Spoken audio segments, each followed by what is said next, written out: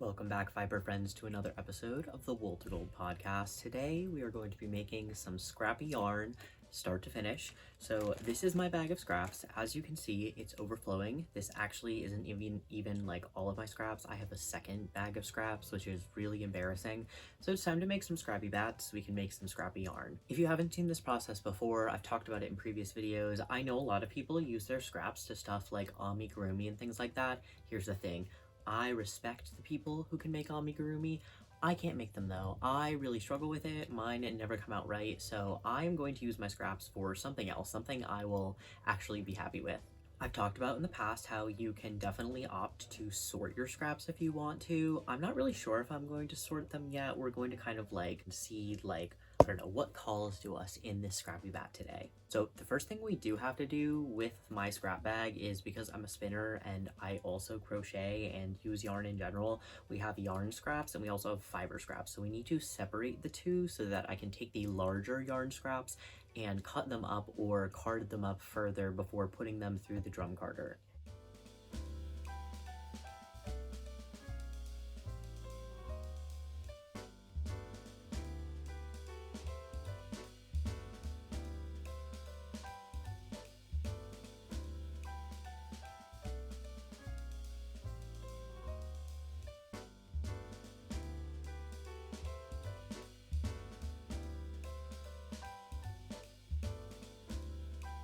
As you can see, I have most of our scraps sorted here. So we have a pile of fiber that I'm going to safely set aside on my bedside on top of a plastic container just to keep it separated from everything else. Now, mind you, you can definitely do this project without the added extra fiber. I do think like a little bit of wool to hold the entire bat together is really helpful, especially if you are a brand new beginner and you don't want to have to completely unravel and blend out all of these individual strands. When I make a scrap bat, I always intend for it to be very artsy, very chunky and funky. Obviously, if you want it to have like finer bits in it, you can do more cutting up, more blending out, more processing.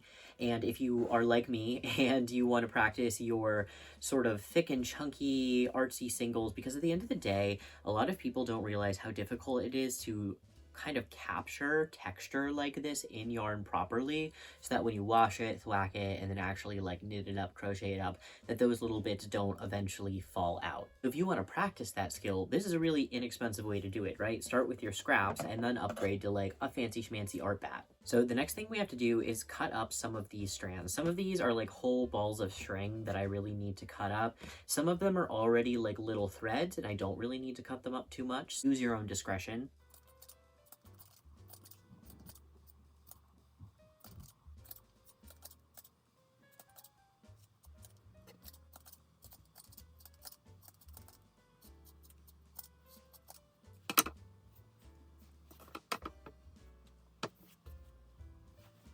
Once you've cut up all of your scraps and you have them in a big pile like this, or maybe you have them in more like color sorted piles, again, that's your choice, it's time to get to the really fun part, which is breaking out your carding tools. So today, as I mentioned, I'm going to be using my drum carder. I have a classic carder. I really recommend the classic carders. They are definitely my favorite drum carder on the market. Alrighty, so these are going to be some of the more practical tips for actually making the scrappy bat to make into your yarn. So I'm going to give you a few suggestions here, and I do have my hand carders here to kind of illustrate a few different things. So first things first, I like to always put down, even if it's just a very light base, some kind of base wool. Today I'm using Gulf Coast Native because I just think that the staple length and the medium soft texture of the wool really lends itself to blending with like lots of heavy bits like this. This will help make sure that all the texture kind of stays trapped within the bat and doesn't fall out when we're actually removing it. Usually what I like to do is, as tempting as it might be to like just send all of these scrap bits through the liquor in, I really don't recommend doing that, because even on the best drum carders, which mind you, again, I swear by the classic carders, I think these are some of the best drum carders out there, They get the most minimal amount of fiber and things stuck on the liquor in compared to many other brands. With any drum carder, there is going to be some fiber that gets stuck on the liquor in, especially if you like overfill the actual drum. It'll extra start to get stuck on the liquor in because it has nowhere to go. However, I just think that these are really well built. They're really well thought out. They're handcrafted. It's not just a drum in a machine, you know? It's a real well thought out tool. So what I like to do instead of feeding them through the liquor in is what I will do is I will actually kind of add them in this way. So just directly onto the drum. And you can see that some of it is kind of coming back on the liquor in. I'll usually just take that off. Part of that is because I don't really have my drum carder set up. I need to put the little brush on the back, and that'll help flatten everything in so it doesn't come back around and get stuck on the liquor in, right? Because that's what we're trying to prevent. And I just kind of stick it where I think it needs a little fun something, a little fun texture. This is the very beginning of the scrap bat, so we have a long ways to go. We have a lot of building. You can even stop, add your kind of pieces where you want to.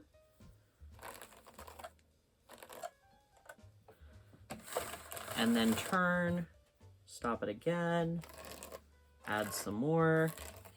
Right, you can really take your time with it if you want to, especially when you're a beginner. It used to take me a really long time to even make one bat, and I thought, because I'd never seen anybody talk about that on any other channel where I'd seen people make bats, I never, like, they would be like, make some bats with me, and they would make like, oh my gosh, like 15 bats in one day. I could never still, but when I first started, I especially really could not fathom how people were doing that many bats, and it's because you just get faster with like time and practice, but don't be afraid to take your time. And then once it starts looking right to you, this is where, you know, you have a few different options. So personally, this is where I start to add like scrap fiber from, you can see this one is literally from a previous scrap bat. And that is something that I will feed in through the liquor in, right? Because it has a fiber element that kind of helps like pull it off of the liquor in and onto the drum carder. There's also some really nice silky locks in here that I'm going to kind of throw in. And I don't go too crazy at first, right? Because we want to do thin layers to get the best bat possible.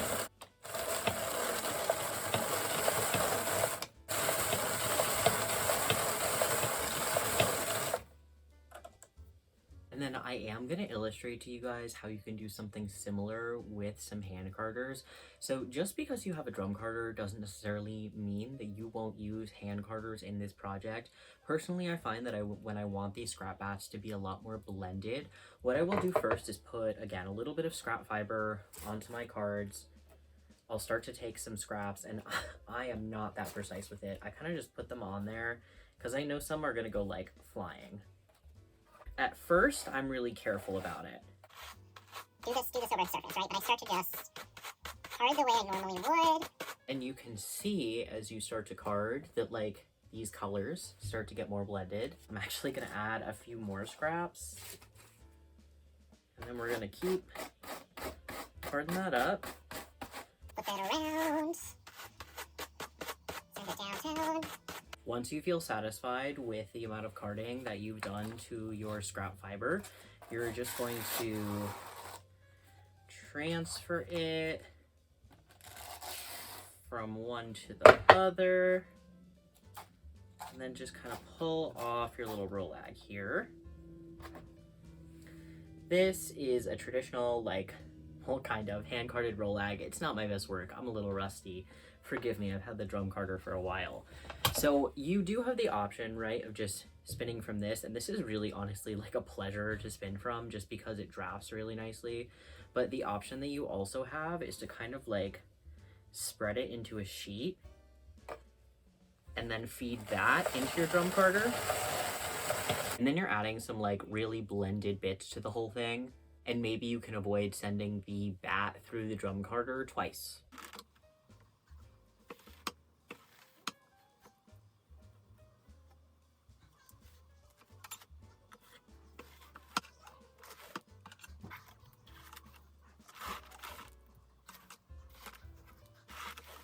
And here's the first reveal for that bat. As you can see, one side of it looks very blended, and then the other side is not so blended, so we're gonna send it through the drum carder another time.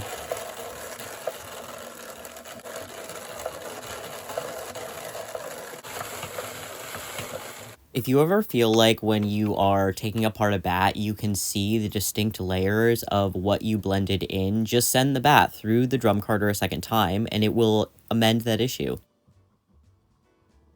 Alright, and now we get to do the fun part, the spinning of the scrap bat. So the thing about really textured bats is you can tackle them like a few different ways, just like any bat. So if you really want to do short forward draw for this type of bat, you can do that, and that is your choice. However, I am going to tell you from experience and from advice from other spinners, especially like art yarn spinners, that when you spin something with this much texture in it, doing a short forward draw and not allowing any twist to enter this fiber is just going to make it a lot harder to trap all of these little bits and to properly like draft them into the yarn. Now it's possible. I have done it before. I've done like a few versions of like a short forward draw on this type of prep with all of these different textures. However, in my experience and in many other people's experience, a lot of these little bits are just going to end up on the floor. They are not going to end up in the yarn. Some of them will for sure, but not all of them, not most of them. If you allow the twist to enter the fiber at least a little bit, so some form of long draw, it doesn't need to be true long draw. I rarely true like continuous back long draw, but I do like a supported long draw where I'm controlling the amount of twist that's entering the fiber, like the rate that it's entering the fiber. That's my favorite way of spinning. So that's how I'm going to spin this, and I'm going to show you guys how I do it. This is my chance to ask if you guys would be interested in a video on drafting. I've kind of avoided the subject and a lot of those more like technical spinning subjects because I think that a lot of people do find them kind of like tedious and boring and not that exciting, but I do think that they can really up your spinning game and just make you understand how to make the yarns you're trying to make easier. Like, if nobody explains to you how to make a yarn like Brooklyn tweed shelter, right? If nobody tells you that that's like a woolen style yarn and that that's a long draw style yarn, then it's going to be really hard for you to understand how to make it when you're spinning your own yarn. Alright, so you're going to start spinning this the way you would start spinning anything. You are going to tear off a piece. This is a nice looking piece. We're going to start with this one. Little loop to attach. I have a feeling my tension's going to be a little high. Maybe not. Maybe not. I think it's also good to note that even if you do a nice long draw with this, or even a supported long draw like I'm kind of doing now, where again you can see there's twist. When I say the twist is entering the fiber, I mean that there is twist past this point right here with this hand, my drafting hand, right? There's twist that's going past my drafting hand and into the fiber here. I can feel the twist pulling on fibers all the way back here with the hand that I am gripping the fiber with, or lightly gripping, right? We want to hold it like a baby bird. When you short forward draw, you're really not allowing that twist to enter, again, that fiber past these fingers here, or at least with a proper short forward draw. That's kind of the intent of the short forward draw. But that also prevents the fibers from getting a chance to get, like, sucked in. Like it does by allowing the twist to actually enter the fiber. It kind of, like, sucks in all of those little bits, if that makes any sense. Again, I like to vibe with it. If a weird big chunk comes out, I kind of let that stay. If I see a little piece that I think is really not secure, that I think is just going to come out when I wash or thwack the yarn, I will a lot of the times remove it.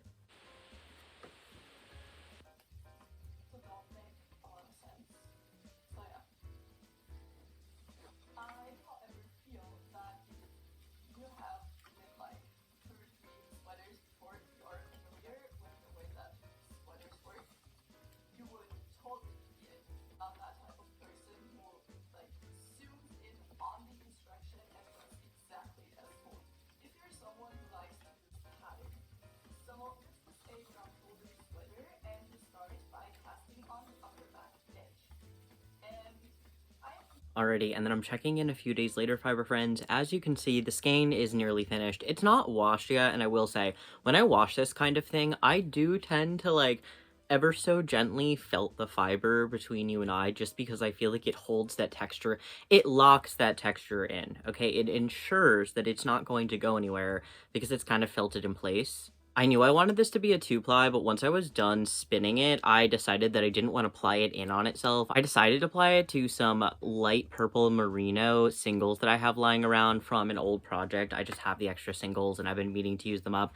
And I actually like the way that it kind of like emphasized the color of the skein and made it a little bit less gray and dingy and like drier linty. I'll be so real. Once it was spun up, and not all of them turn out this way, right? I think there's an assumption that like scrap yarn is always going to turn out like a very specific muddled color, but it really depends on like your color, the color of your scraps. When I did my very first scrap yarn, it was very green and blue. It was almost exclusively green and blue because all of my scraps were green and blue, and so it made a very different looking yarn than the one that you see here. I think the last yarn that I made was definitely leaning just like lighter and whiter. People said it reminded them of like a funfetti cake. This does genuinely remind me of dryer lint. Regardless, I really like what plying it with this light purple single did to the whole skein. I think it just like brightens the whole thing up, and I really like it. I think it's really fun. And it used up my scraps. I can put this away somewhere and save it for another project because I do have a plan for a lot of these scrap yarns, like a bigger long-term project. Anyway, I hope you all enjoyed. Thank you so much for watching. I have seen that a lot of new people have joined the channel, and I really, really appreciate it. Thank you so much, everybody, for like watching my content, enjoying my content on here. If there's something else that you guys want to see from me, please let me know, right? We have a small following here on YouTube still, and so if you want to get your word in like early in terms of requests for videos, some upcoming things that I do have plans for, I am going to do another whip check video. It's been a while since we did a whip check, and since I just like caught you guys up on what I'm doing and kind of what my fiber goals are for the next few months.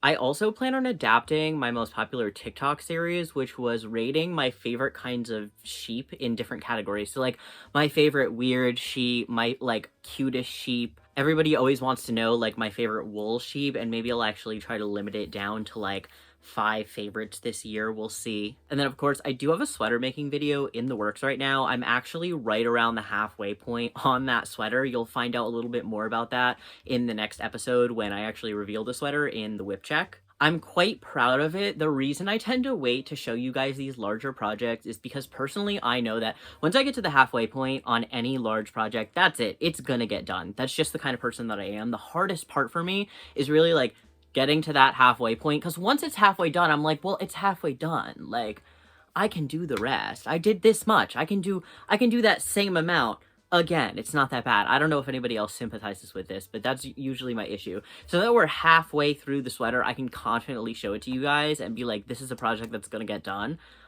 because we're at the halfway point already, and so I'm definitely gonna finish it. Don't forget to like, subscribe, and I'll see you guys on the next episode.